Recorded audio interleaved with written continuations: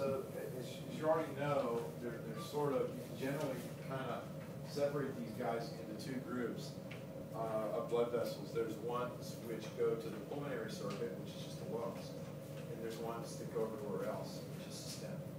I haven't counted how many blood vessels are on my study guide for you all to learn for this unit, but you know, there's a few. I don't know how many, I'm sure you counted them. But this is kind of important. It's a closed system. You're not supposed to be bleeding, right? It's a closed system. The system begins and ends at the heart. And the major types of vessels that we need to discuss are arteries, the capillaries, which are really the distribution network in the body, and also the veins. So, but one thing to remember, and I'll say it a couple of times, probably more than a couple of times, arteries in a human body, arteries always move blood away from the heart. Veins always bring it back to the heart. And at any one given time, like right now, as you sit here, your heart is pumping and the blood is going through your arteries and veins, probably 60% of the total volume is actually on the is on the venous side.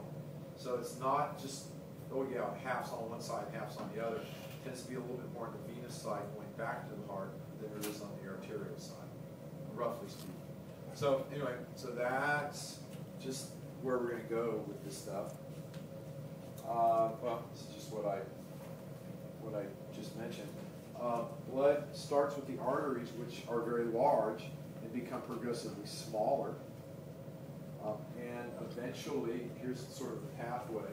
You start with arteries, become arterioles, which eventually become extremely small capillaries, which have about the same diameter as a red blood cell.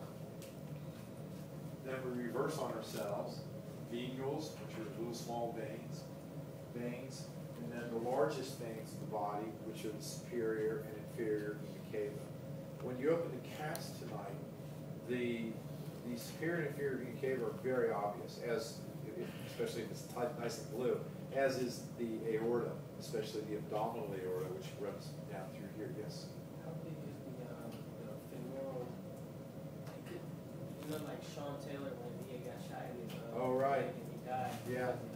The problem with that is it's not necessarily so big around, but it's got such high pressure in it that unless you get like pressure on it right away to stem the flow of blood, you bleed out to unconsciousness very quickly.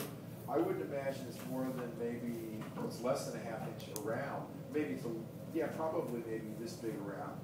But the blood is under such high pressure that it's just, it's gushing everywhere. So yeah, it's a pretty good lesson for how quickly a person, we think of people getting a gunshot wound or something like that. It's like